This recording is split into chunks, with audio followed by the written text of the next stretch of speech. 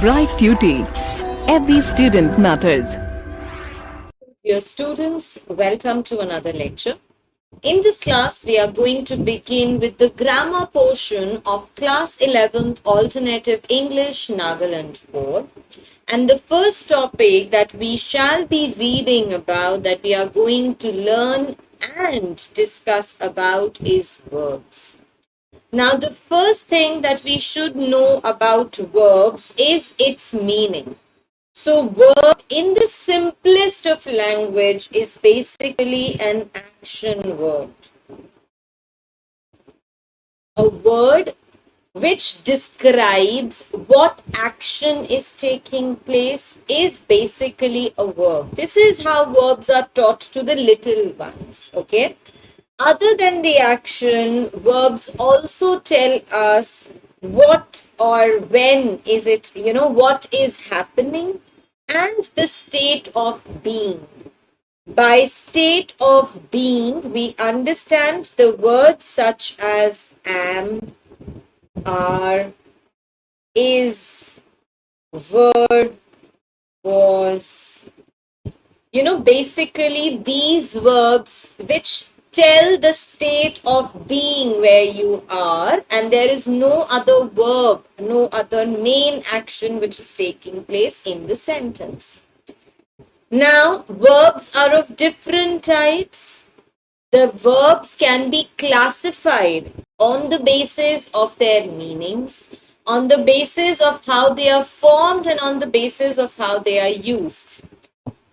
On the other hand, it is very important to understand that verbs should always agree with the subject.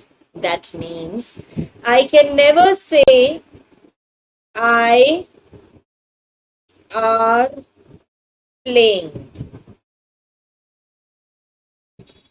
My subject is I. My verb cannot be are because are is used with a plural subject. So it has to be a singular verb in place of are, which is am. So the verb should always agree with the subject that it is used with.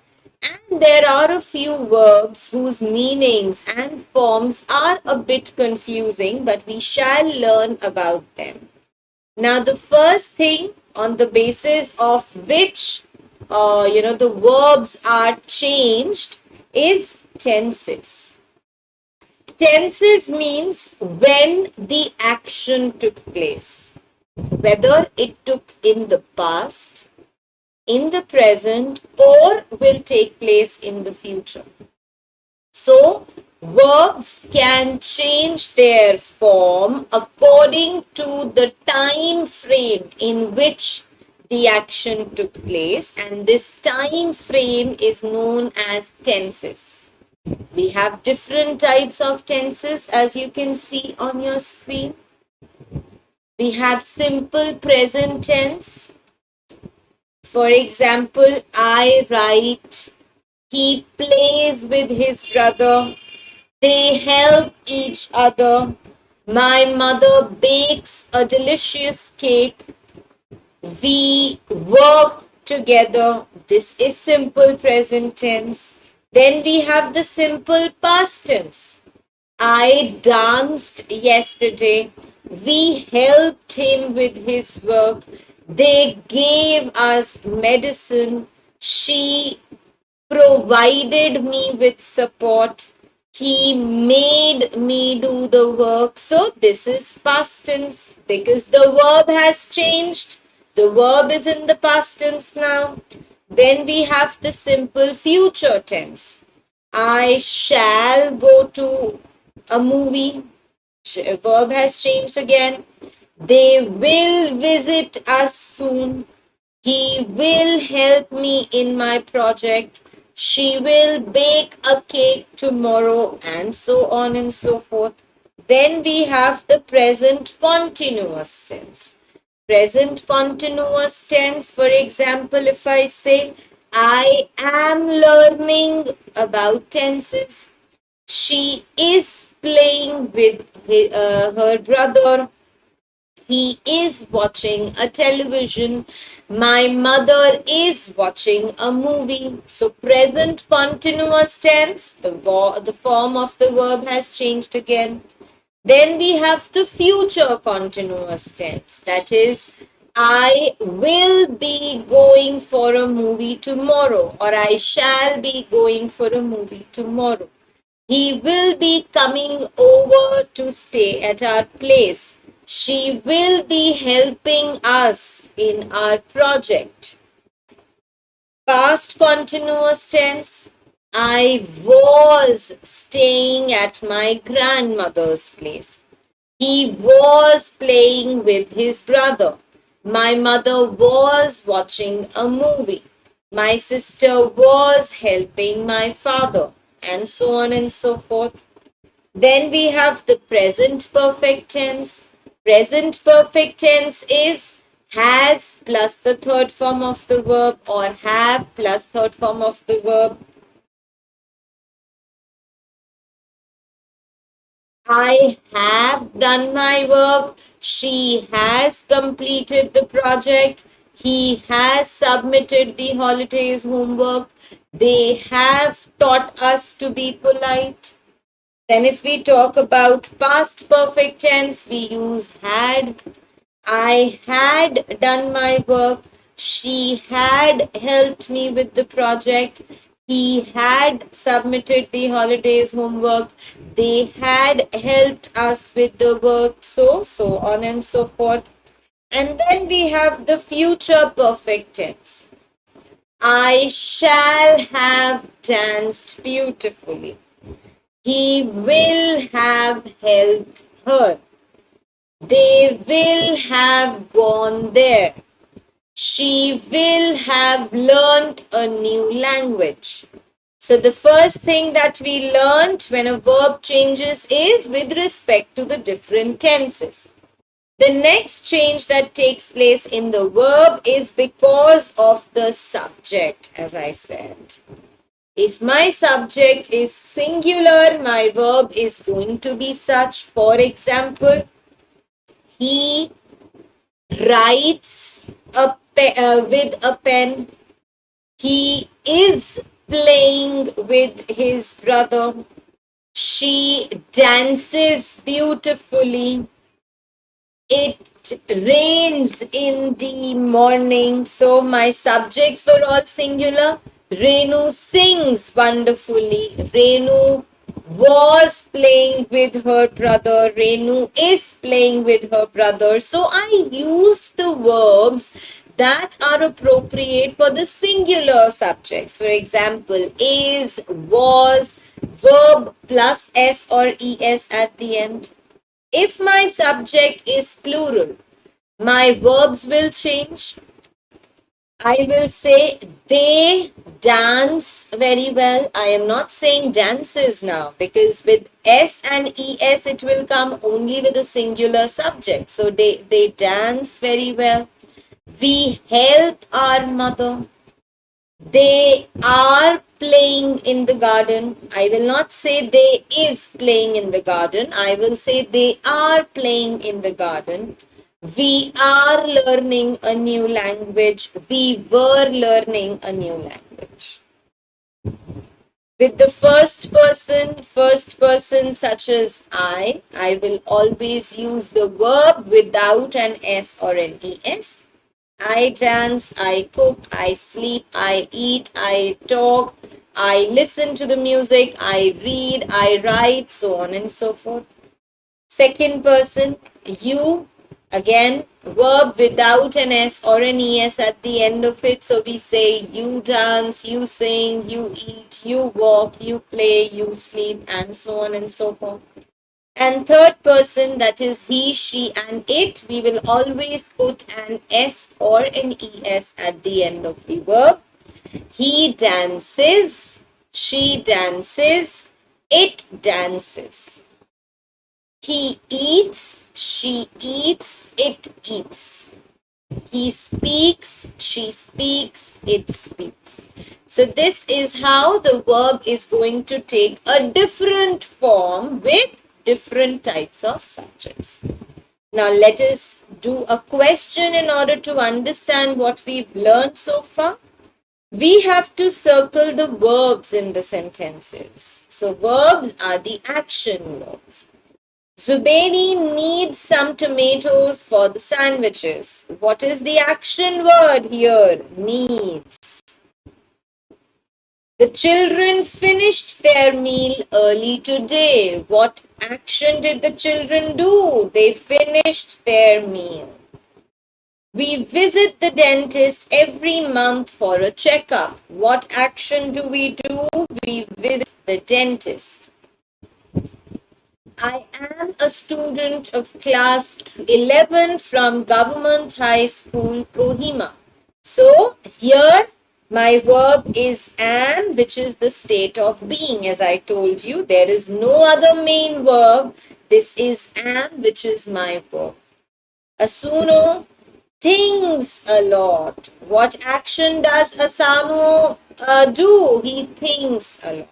So these are the action words in the above sentences.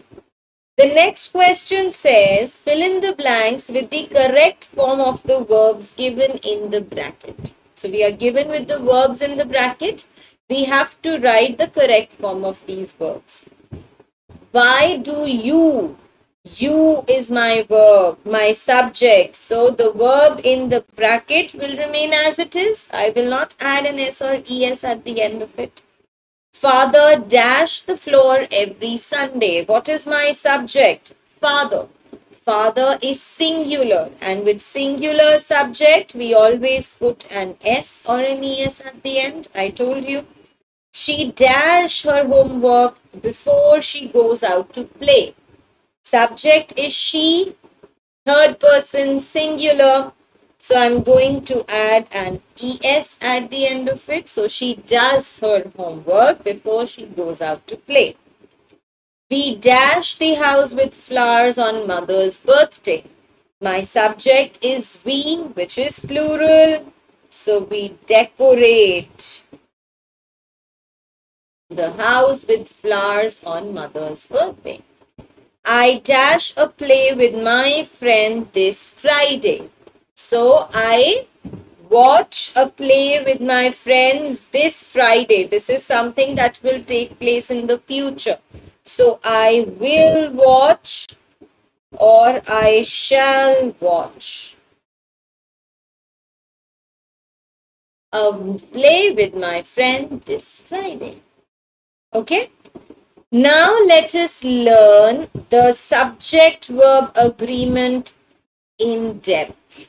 So far, we have just learned the basic of it, that if the verb is singular, we will add an S or an ES at the end of it. If the subject is plural, we will not add an S or an ES at the end of my verb. Now let us learn all the rules that need to be kept in mind in a sentence when choosing or when putting the correct verb in accordance to the subject. So subject-verb agreement is basically that topic in grammar which teaches us the fact that in every sentence the verb will always be used according to the subject. My verb will always agree with the subject of the sentence. The first one is, the first rule that we need to learn, a singular subject will always have a singular verb. Now, as I have told you, either the verb will end with ES or S, or we are going to use the singular verbs such as is, am, was, has, had, does. This is how I am going to use a verb in a sentence which has a singular subject. So either the verb will end with an S or an ES, or the verb will have is, am, was, has, had, and does. For example, she cooks delicious food. She does her work. She is very beautiful. I am not feeling well. She was helping her mother. He has done his work. I had done my work. She does her work regularly. So, with the singular countable nouns, we are either going to use S or ES at the end of it, or we are going to use this verb. So, the same remains for both. Now, in your book, they have divided it in countable and the uncountable nouns. Now, what are the countable nouns? Those nouns which have a plural form for them are countable in nature. Dress, the plural is dresses. Tree, the plural is trees. These are countable nouns. Uncountable nouns are those which do not have a plural. Money, there is no monies. Time, there is no times. Honesty, there is no honesty. Water, there is no waters, right? So, countable nouns are those which have a plural, and uncountable nouns are those which do not have a plural. So with countable nouns, the examples that they've taken, it is going to be the same that I have already told you. They have just divided it in countable and uncountable.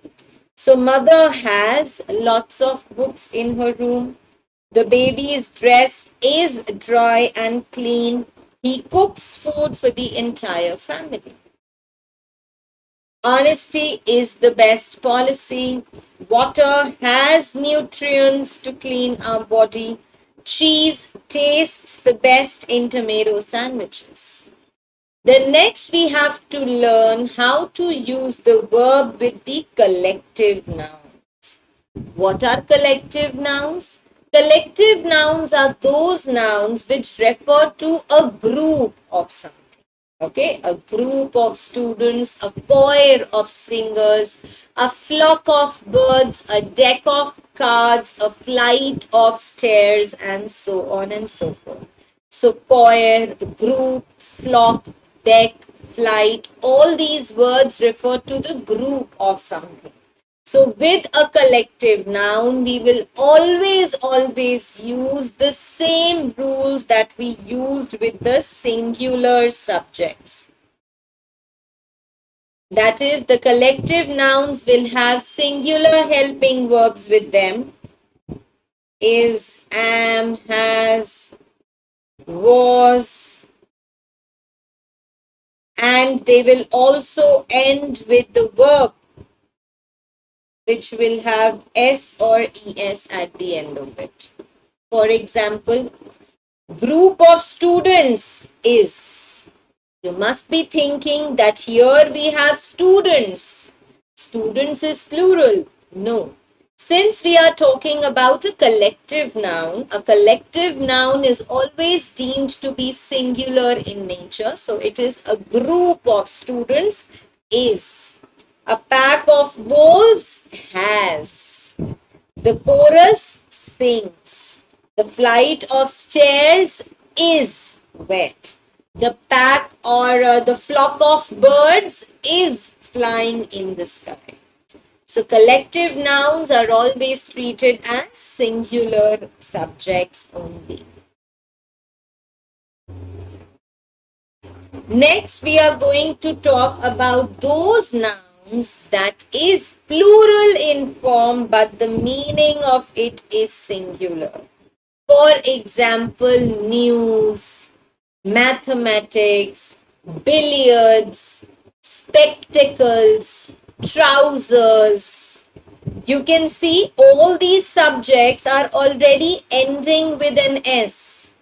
But even though they are ending with an S, they are still considered to be singular only. News, if I say, news is a singular subject. Therefore, it will have those verbs that we talked about in the singular case. The news has, or the news is, or the news was. Similarly, mathematics. Mathematics ending with an S does not mean we are talking about many mathematics. The subject mathematics is very interesting. Mathematics confuses me. Mathematics is very difficult, and so on and so forth. Then billiards is a difficult game, or billiards is a popular game. If I say my trousers, trousers again. Trousers is a separate thing. We'll talk about trousers later on, because if we use a pair of trousers, then it becomes plural. So I'll take this trousers as an exceptional case in the later part of this chapter. But for now, you all need to know that words such as news, billiards, mathematics are all singular in nature, despite the fact that they have an S at the end. We have indefinite pronouns also. Now, what are indefinite pronouns? Indefinite pronouns are those subjects which either end with one, thing, or body.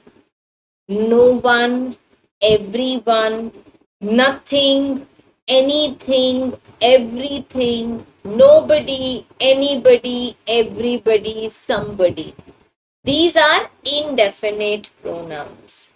Indefinite pronouns again are to be treated as singular in nature and will have the same rules. That is, they will either have is, am, has, was, does as the subject, as the verb, or their verbs will end with an S. So these indefinite pronouns are also singular in nature and will have the same rule. For instance, everyone has a favorite subject. Nobody is listening to me. Somebody has stolen my pen. Something is wrong with my brother. Somebody seems to help me all day. So you see, we have used the verbs and the helping verbs that we used with the singular subjects. Everyone seems, we have a verb with an S at the end. Nobody is ready to take the responsibility. Something has to be done for this problem. Then we have demonstrative pronouns. They are always singular in nature. What are demonstrative pronouns? This, that, these, and those. These are the demonstrative pronouns, and demonstrative pronouns always are used as singular subjects. This is very interesting. This was very difficult. Sorry, not these. I'm so sorry. So this and that are singular subjects or singular demonstrative subjects. And if we have these and that, as I said, these and those are plural in nature and will have the plural verbs next to them. These were, these are, these have, and so on and so forth. So we have total 4 demonstrative pronouns: this, that, these, those. This and that are singular demonstrative pronouns, so they will have a singular verb to the end of them. And these and those are plural demonstrative pronouns, and therefore they will have the plural verbs to the next of them. Okay? Next comes that case in which there are 2 subjects in the sentence, and those 2 subjects are joined using or, neither nor, either or. What do we do in that case? We have to look at the noun which is nearest to the verb. Whatever noun is nearest to the verb, if that noun is singular, then my verb will be singular. And if that noun is plural, then my verb will be plural. Now look at this sentence, you will understand the difference. Neither, look at the first sentence. Neither my sisters nor my brother is going to the beach with me. What was the noun closest to the verb? My brother. Brother is what? Is it singular or plural? It is singular. Since the noun closest to the verb is singular, therefore my verb was singular. If it would have been the other way round, neither my brother nor my sisters dash going to the beach with me. Now, what is the noun which is closest to my blank in which I have to fill my verb? Sisters. Sisters is plural. So, I am going to use a plural verb in this blank. So, if I am talking about a sentence which has two subjects and those two subjects are joined with the help of either or neither nor, we will look at the subject which is closest to the verb. If that subject is singular, my verb will be singular. If that subject is plural, my verb will be plural. Okay, let us look at the next example which is given in your book. Either the rice or the curry was spicy. Two subjects that we have, the rice or the curry. Now the subject which is closest to my verb is curry, which is singular, so my verb is also singular in nature. Juice or milkshake is fine with them. Two subjects we have, juice and the second subject is milkshake. What is the subject closest to my verb? It is milkshake, which is singular, and so my verb is singular. So you have to remember, if the sentences are joined in which there are two subjects using or, either or, neither nor, you will look at the subject which is closest to the verb. If that subject is singular, your verb will be singular. If that subject is plural, your verb will be plural. Okay? Let us move ahead. The next case is the quantifiers which are used with the uncountable nouns. Uncountable nouns, we know, those nouns which have no plural, those nouns which cannot be counted. Quantifiers refers to those words which represent the quantity of an uncountable noun. For example, feedback is my noun which is uncountable. I cannot count the feedback that I have got, right? What is the quantifier? How am I calculating or notifying the quantity of the feedback? A lot of. So, if I am using a quantifier with an uncountable noun, my verb will be singular in nature. A lot of feedback was not recorded in the diary. Little sugar. What is my uncountable noun here? Sugar. And what is the quantifier with which I have represented sugar? It is little. So little sugar is left or was left. Okay. A great deal of hard work. My noun, uncountable noun is hard work. I know hard work cannot be counted. What is the quantifier with the help of which I am representing hard work? A great deal of. Since I am using a quantifier, therefore my verb will be singular. A great deal of hard work has gone into writing this book, and so on and so forth.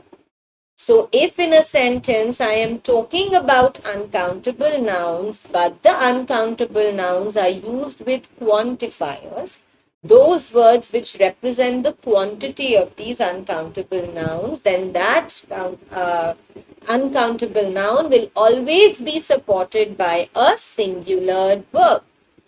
Is, was, has, and so on and so forth, that we have been learning so far.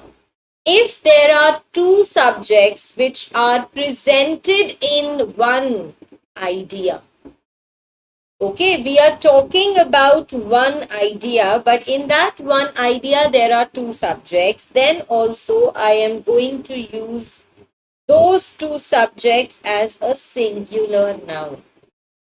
Rice and fish curry. Rice and fish curry is one idea. You're talking about one meal. So is. The producer and director of the show. Both of them are the same people. Therefore is.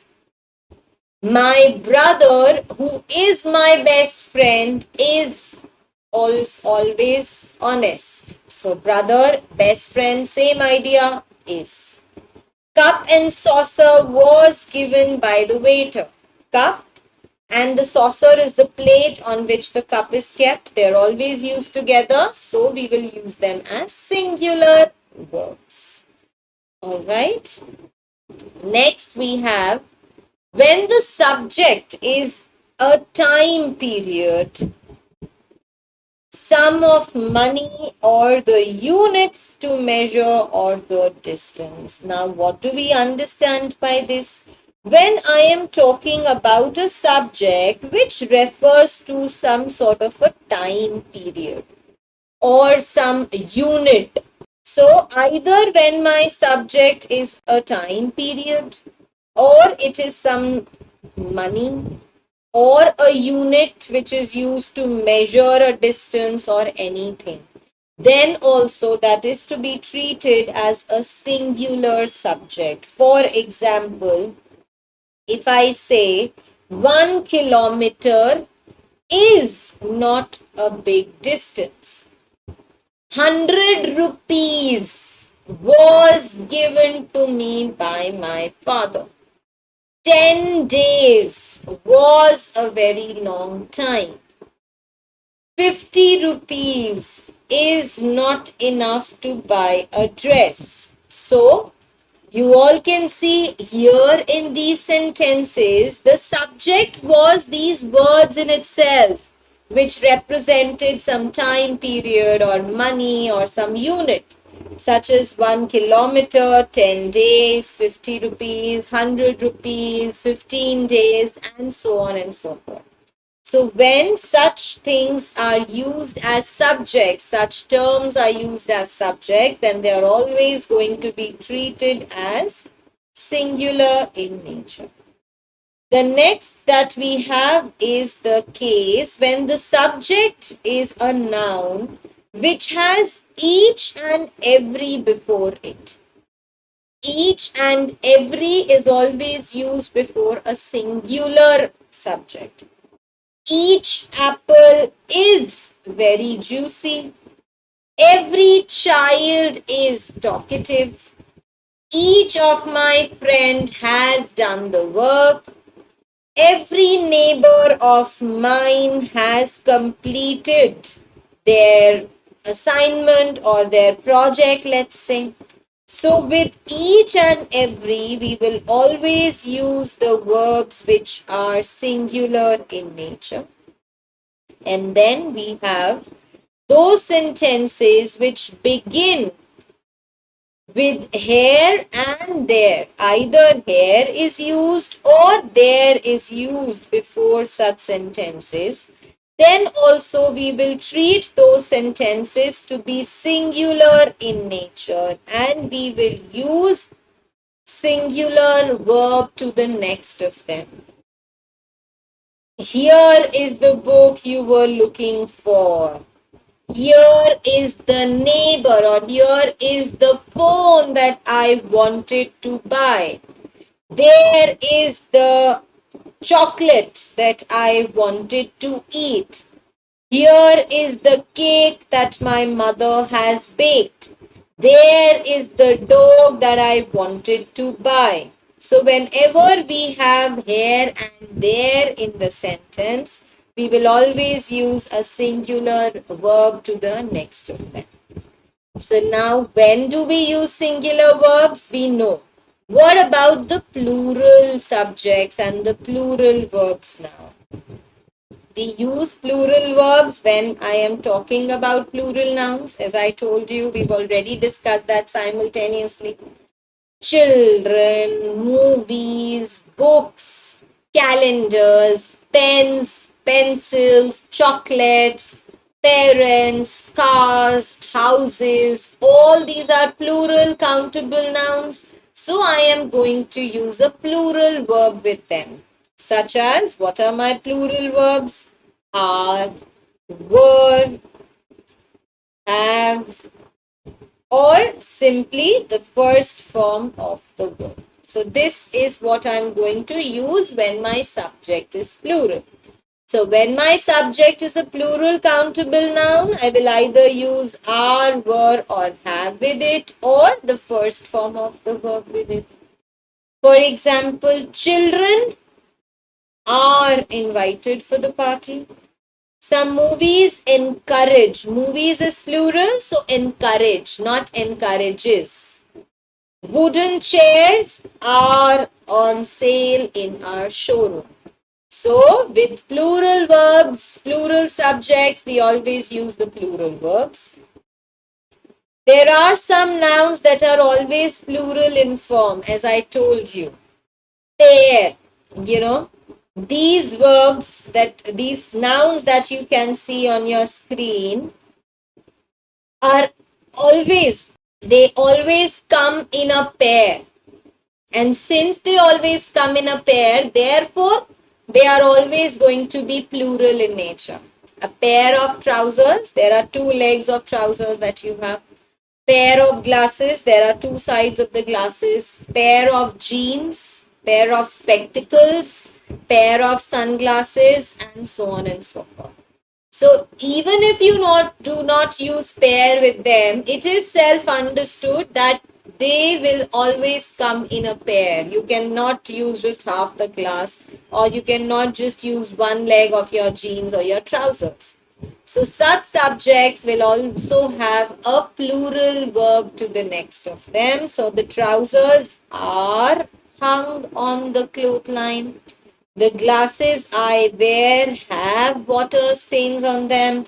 My jeans are torn. My spectacles are not clean, or I have bought new spectacles, something like that. My trousers have a hole in them. So, these will always be considered as plural in nature.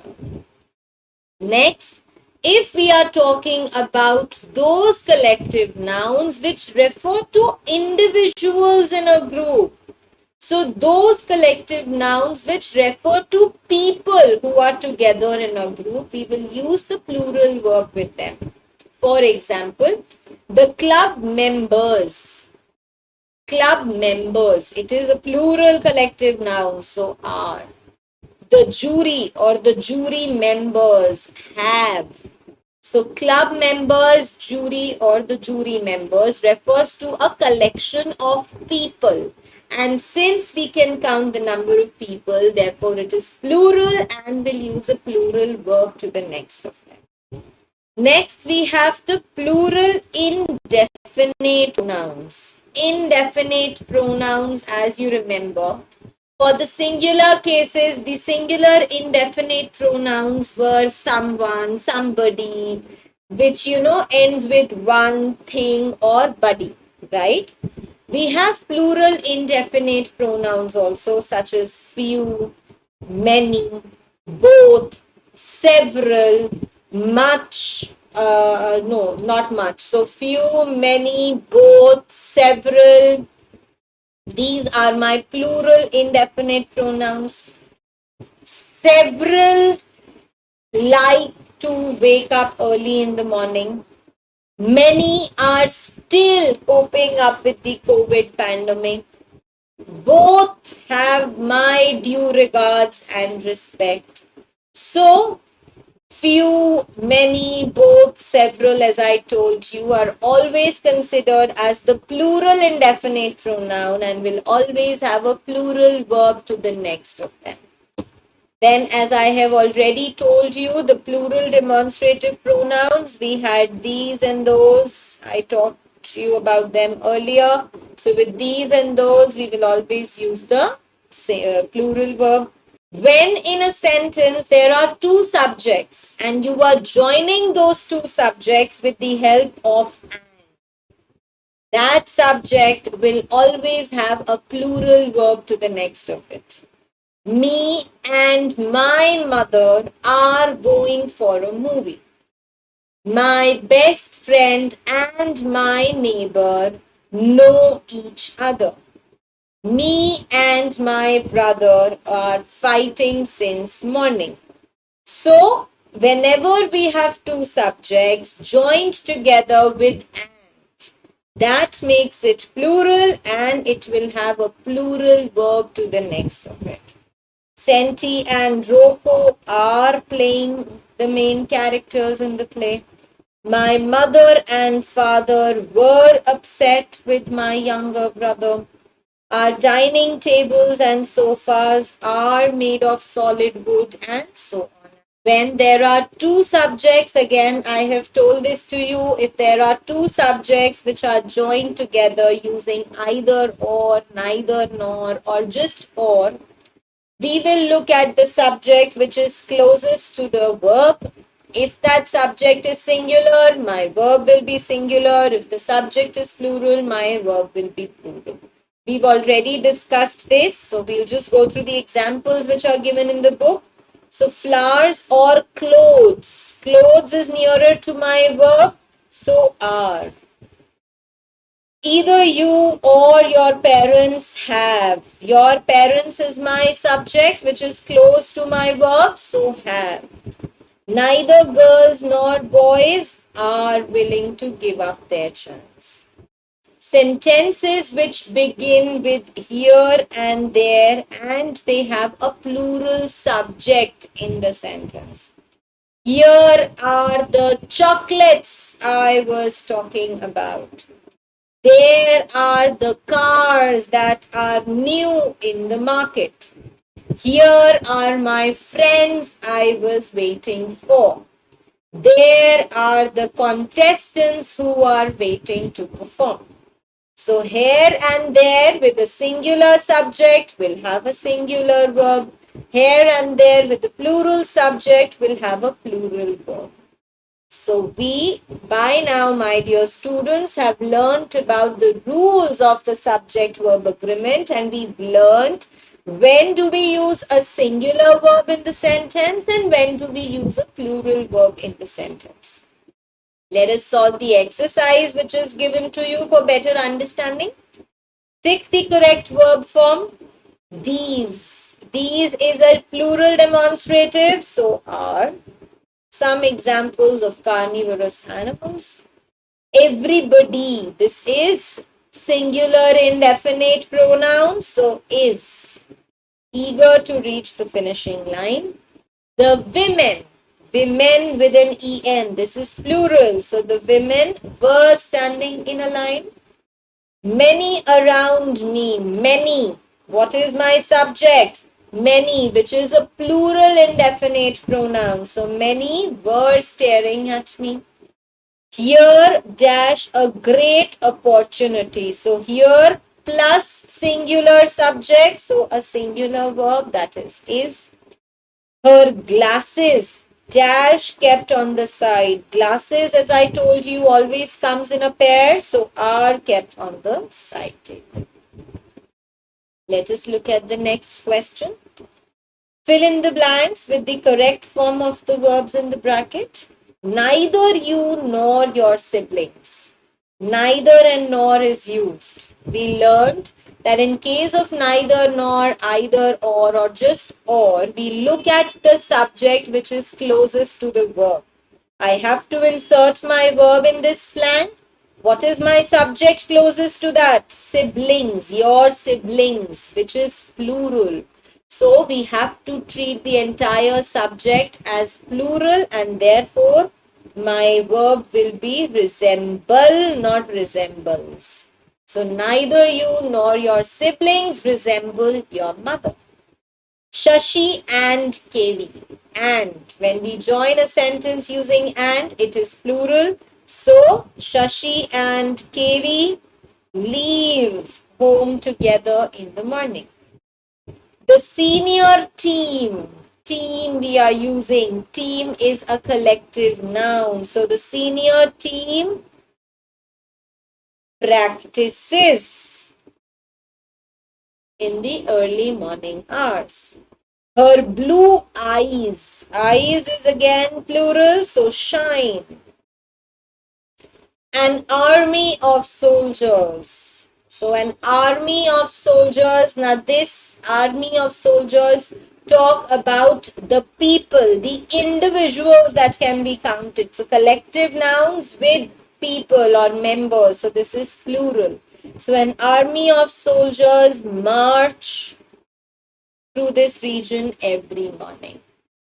So my dear students, I'm going to pause here now. We've learned the subject-verb agreement. That is, how do the verbs agree with their subjects in the sentences.